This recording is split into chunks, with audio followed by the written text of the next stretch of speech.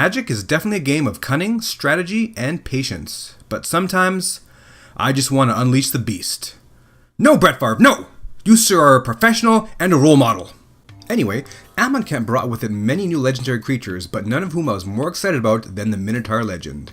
Finally, I could build a proper Minotaur commander deck. After getting back into Magic, the first deck I net decked and built, beyond the grueling mess I made with the Deck Builder's Toolkit, was a Theros block Minotaur deck, and I was blown away by the interactions with the cards together. Now, with so many more Minotaurs available, I thought it was high time I built a deck worthy of Neheb, the worthy. Now, building a commander deck is a little intimidating as they're so big. Sometimes it's like you need to be the Robert Langdon of MTG to figure out how to do a brew. And really, I'm more the Robert Langdon of dirty imagery and Magic cards. Become immense, giant snake monster. Anyway, this deck is going to be much more of a straightforward deck. We're not going to have any instant win combos, and we're not going to be trying to outsmart the game here. What are we going to be trying to do? Well, we're going to get horny. Be honest. Do I make you horny, baby? Let the record show the horny joke count is 1, and I'm going for the hat trick. Now, since commander decks are so big, I will only touch on the key cards I'll be putting in and post the entire deck list at the end of the video and in the description. So we have a Minotaur Lord as our commander. What other creatures will we run? Well, mostly Minotaurs, but a few non-Minotaurs as well. Now, not every Minotaur in the MTG database made the cut. Like this guy, for instance. Wrangler. Go on, get out of here, you crazy gene-wearing Minotaur.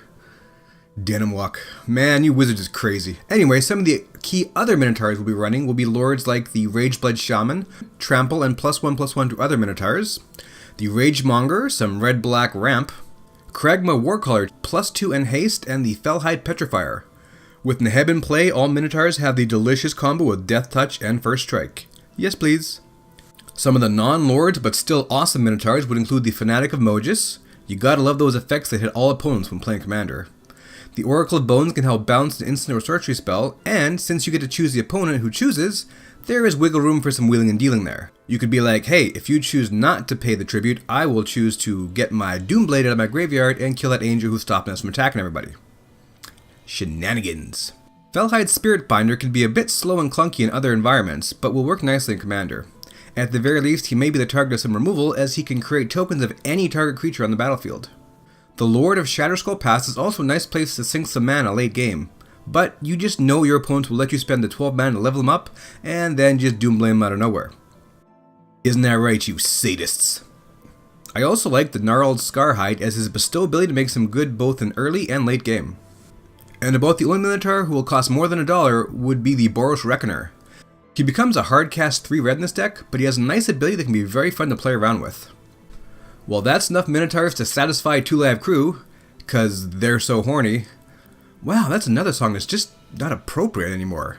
Non-Minotaur creatures will of course include a copy of the Metalic Mimic, getting pumps himself and giving counters to other creatures. What a guy. Alesha, who smiles at death, is a great choice here. Even though she lacks a bull's head, she's got the heart of a beast. And with the majority of your Minotaurs having 2 powers, she can do her best to put them right back from the graveyard on the battlefield and get into work.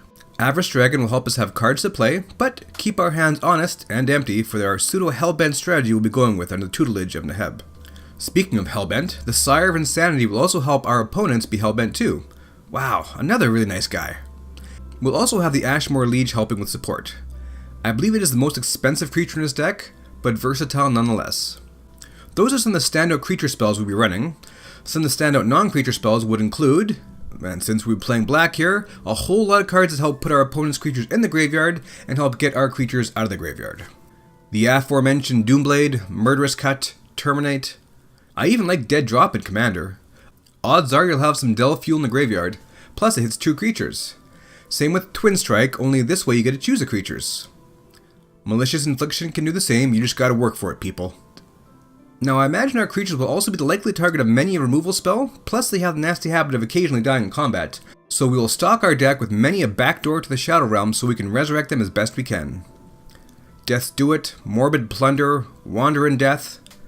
Despite the Rakdos coloring, I decided to skip Morgue Burst, as it really is only likely to be resurrecting a 2-power creature, so I'd rather get 2 creature cards and no damage for less mana. Before we move on to burn, there's also the Swiss Army knives to consider. Culligan's Command is nice, but holy schmanoli is it ever expensive. It's so expensive that I have 2 copies at home, and I'll be trading one in to pay for almost a third of this deck. You know, not including the other copy of Kolaghan's Command. But there are some other really nice budget options as well. Profane Command's under $1, and man, wouldn't it be nice to give X Minotaurs Fear? Rakdos Charm is dirt cheap. Toil and Trouble is fun to play, especially if you can get 6 mana. The new Aftermath card, Cut to Ribbons, is also really nice, but again, a little high on the budget, around $5. As for Strict Burn, there are once again so many options.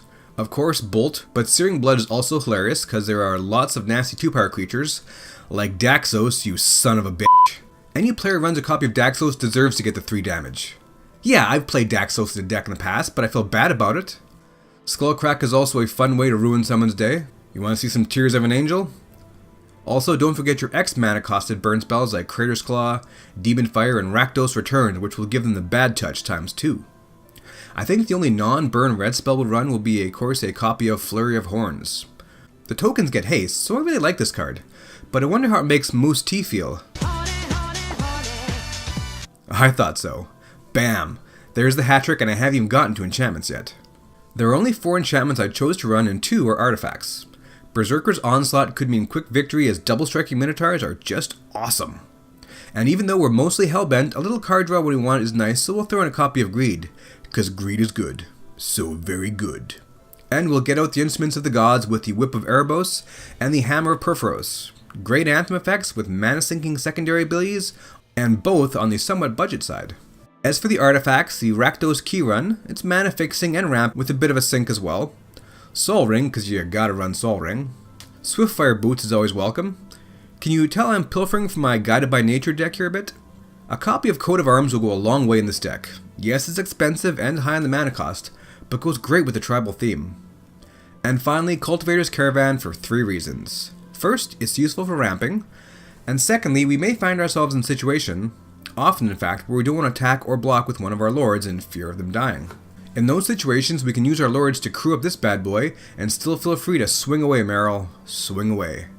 And thirdly, there's just something about that art that I just love. I can't quite put my finger on it. Is that a cucumber?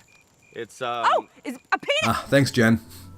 We'll be running a total of 37 land cards. Since I'm trying for a mostly basic budget build here, there will be no fetch lands. However, the Temple of Malice is mostly budget. Rick's Mattis is only 25 cents and doesn't enter tap, so it gets my vote. Yeah, you'll have to discard a card as well, but we'll likely have more ways of interacting with our graveyard, so we may luck out. Rakdos Carnarium is another nice budget option. Mortuary Mire is slow, but cheap way to get the creatures back into play. Blighted Fen can be used as removal. Now, there are a lot of fancy lands out there that could only improve this deck, but man oh man do they ever get expensive. Shiju here, Volraths, Urbog. I will stick most with Minotaurs and Swamps. Maybe a $2 command tower. Seriously, Wizards, where is my Oops All Lands edition of a Master set? Between $200 and $300 a box, I still couldn't afford it anyway. So there is my Minotaur Commander deck. It's the first Commander deck I've built from the ground up, so once again, please feel free to give me any options. Keep in mind though, I'm a budget player and I tend to not want to spend $30 for a land card. But if you can think of any other cards I missed, again, feel free to leave them in the comments. Thanks for watching all of our Brain Pulp stuff, and we'll see you again.